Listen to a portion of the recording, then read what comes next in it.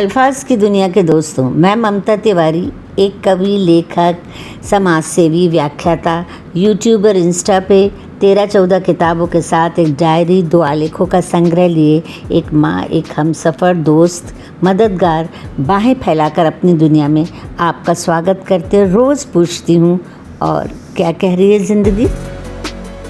नमस्कार दोस्तों, रफूगरी के पार्ट 3 में आप सबका स्वागत है।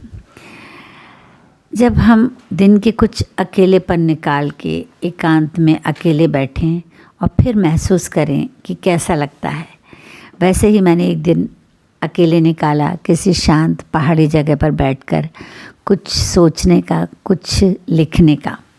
लोगों ने कहा कि अकेलापन, एकांत एक होता है।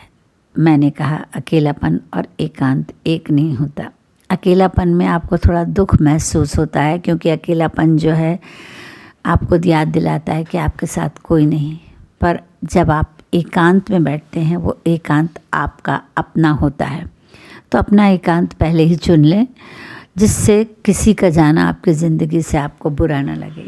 और उस पहाड़ी ठंडे मौसम में, जहाँ पर मुझे पहाड़ों पर दूर से बर्फ़ दिख रही थी, मैंने लिखा, घटाओं ने जुल्फ़ों को पहाड़ों पर झटकारा, घटाओं ने जुल्फ़ों को पहाड़ों पर झटकारा, मुझे लगा झरने के पीछे से किसी ने पुकारा। चंद लम्हों के हाथ पकड़े, कागज़ कलम संभाले, दौड़ पड़ी बच्चों की मानिंद। सावन होते मन को सालों बाद मिला किनारा, पेड़ों की छाँव ने बैठने का दिया आसरा। लिख डाली ढेर सारी बातें अतरंग, फिर किया छई छप्पा छई बूंदों के संग। हो गया था धुआं धुआं सारा नज़ारा, जाने कितने बादल उगाए मन में। पूरा दिन सिर्फ अपने साथ गुजारा, पूरा दिन सिर्फ अपने साथ गुजारा, जी लिया चंद पलों में जीवन सारा। जाने ये मेरे खुश दिल का भरम था, या बदमाश मौसम आवारा, या तब ढलती शाम आया समझ, आज अकेलेपन का लिबास जो फेंक उतारा। करती रही ऊब चूब दिन भर जिसमें, वो था नितांत मेरा एकांत प्यारा। तो आज ही अपने अकेलेपन को एकांत में बदलें और इस एकांत को आनंद और संवेदनाओं से भर दें। इसके बाद मैं बात करना चाहूँगी कि एक थोड़ी सी सूफ़ी बात है। मैं इसे सूफ़ी मानती हूँ, आप अगर ना मानना चाहें तो कोई बात नहीं। कि चलो अब बदल लें लिबास, हर प्यासे को अपना कुआं खुद खोदना है, हर प्यासे को अपना कुआं खुद खोदना है, हर मरते को अपनी सलीब खुद ढोना है। सुबहों से जलना है पेट की आग के लिए, रात ढले जिस्म की प्यास में खोना है।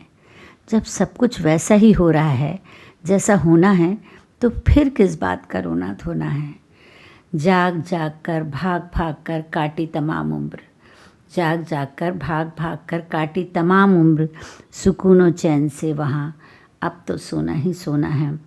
कांटों की सेज पे बदलता रहा करवटें सदा, कांटों की सेज पे बदलता रहा करवटें सदा। बंदे चढ़ जा फूलों की शैया, अब तो मन माफिक बिछौना है। चलो चलो अब बदल लें लिबास बदन का भी, चलो अब बदल लें लिबास बदन का भी, किस देह नश्वर को सिर्फ रूह होना है। और इसी बीच ये कविताएं मेरी सरगोशियाँ किताब से थी, और जो मैंने इसमें चुनकर उसमें कुछ लिखी हैं। अब के बरस, जाता हुआ बरस है, तो जाहिर सी बात है हम इस पे बात करेंगे कि मैं खुश हूँ इस बरस भी, मैं खुश हूँ इस बरस भी। जो खोया वो थे कुछ गिले शिकवे, पाई कुछ रूठ मनोवल, खोए चंद काले बाल, भविष्य का ख्याल, कुछ दोस्तियाँ अनमनी सी, कुछ ख्वाहिशें बागर तोड़ती, कुछ राहें रिश्ते मोड़ती। बहुत सारे सवाल, बहुत सारे सवाल, बहुत कम जवाब, कोलाहल के झटते बादल, खामोशी की बिखरती चादर, पसर के सो जाती है गुनगुनी धूप में ज़िंदगी। जो थोड़ी बहुत अकेलेपन की घबराहट आती है, तो हमारी बेफिक्र बेरुखी से रुखसत हो जाती है। तो नए साल का स्वागत करने के लिए तैयार रहें। और अचानक से मुझे एहसास होता है कि मेरी तरह इस भव्य घर में खुशी कहीं खो गई। और फिर कैसे मुझे मिली, आप ये देखिए। शायद मेरी तरह इस भव्य घर में खुशी कहीं खो गई। एसी बेडरूम में, हीरो के ढेर में, फर्राटेदार अंग्रेज़ी बोलते बच्चों में, कार नौकरों की देखरेख में जाने कहाँ गई। सोचती हुई टेरेस पर आई। एक नन्ही सी चिड़िया मेरे हाथ से दाना लेकर फुर्र हो गई। अंधे बाबा को सड़क पार कराई, बर्तन वाली बच्ची के सवाल हल करवाए, पेड़ पर लटके अमरूद बिना धोए खाए, कीचड़ में छप छप करके फर्श पर निशान बनाए, हज़ारों की भीड़ में बिना मेकअप की परत लगाए, सभ्यता को ताक पर रख बिना मुंह पर हाथ रखे ठहाके लगाए, दाल चावल मिलाकर हाथ से खाए। तो घूमी खुशी झट प्रकट हो गई। मेरे सिरहाने ही रखी थी डिबिया अचानक खुल गई और मेरी दुनिया फिर से मुकम्मल हो गई। एक मैंने पहले भी शायद आप लोगों को बताया कि एक नौजवान दौड़ता हुआ निकला। एक बहुत बुज़ुर्ग इंसान थे और वो बहुत धीरे चल पा रहे, तो उनके कारण उसको थोड़ा सा रुकावट महसूस हुई, तो उसने थोड़ा व्यंग से उन्हें देखा और निकल गया। उन बुज़ुर्ग के चेहरे पर बहुत दुख का भाव आया और उन्हीं को देखकर मैंने उनसे काफ़ी देर तक बात की और फिर उन्हीं को देखकर मैंने वो बात लिखी कि बूढ़ी होती जवानी, धीमे धीमे दांत की तरह सपने भी टूट जाएंगे, धीमे धीमे दांत की तरह सपने भी टूट जाएंगे, लाख मांग बदल कर संवारेंगे पर बाल कम से कम होते जाएंगे, चश्मे के पुराने नंबर पर अड़े रहने की ज़िद में सारे अक्स धुंधले होते जाएंगे, बच्चों के साथ कदम मिलाने की कोशिश में मन के हौसले भी लड़खड़ाएंगे, हाँफते थकते शरीर का बोझ कमर उठाने से इनकार कर देगी। मजाक मत समझ है दोस्त, मजाक मत समझ है दोस्त, ये बुढ़ापा तुझ पे भी एक दिन कहर ढाएगा, तब ये मधुर संगीत तेरे लिए भी शोर हो जाएगा। इसका जवाब कुछ यूँ था कि मैंने इसमें देने की अभी कोशिश की है, लेकिन मैं आपको बहुत बाद में दूंगी।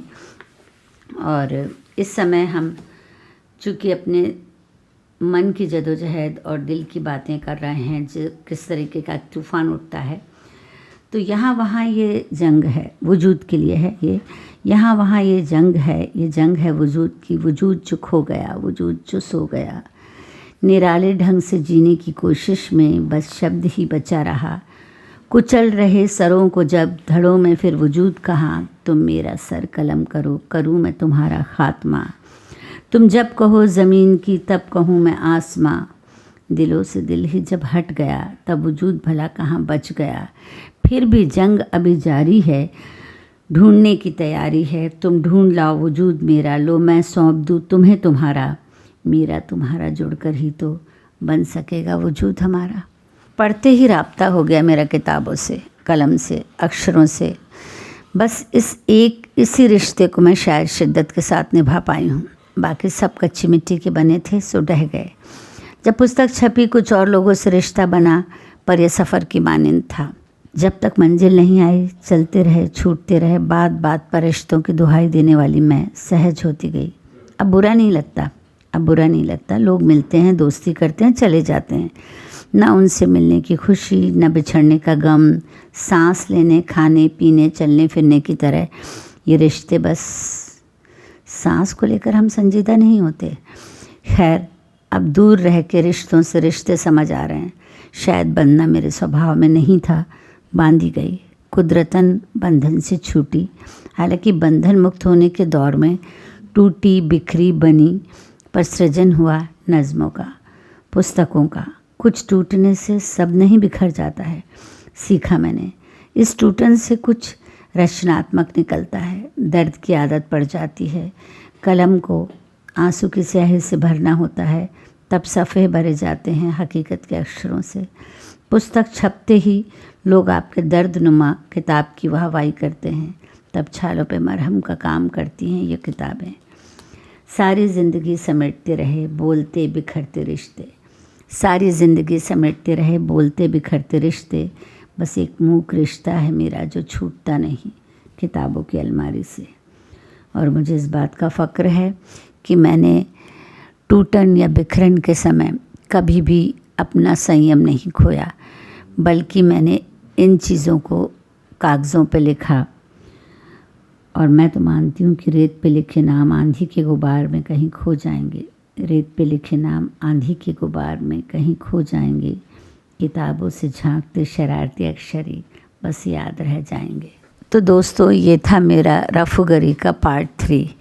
अभी थोड़ी रफूगरी बाकी है जो मैं आपको पार्ट 4 में सुनाऊंगी, और शायद वो स्त्री से रिलेटेड हो। वो कनात तान कर मेरे सर पर पूछते हैं तो मैं नीला आसमान दिखाई क्यों नहीं देता। तो स्त्रियों के नीले आसमान पर बात करेंगे हम पार्ट 4 में। शुक्रिया।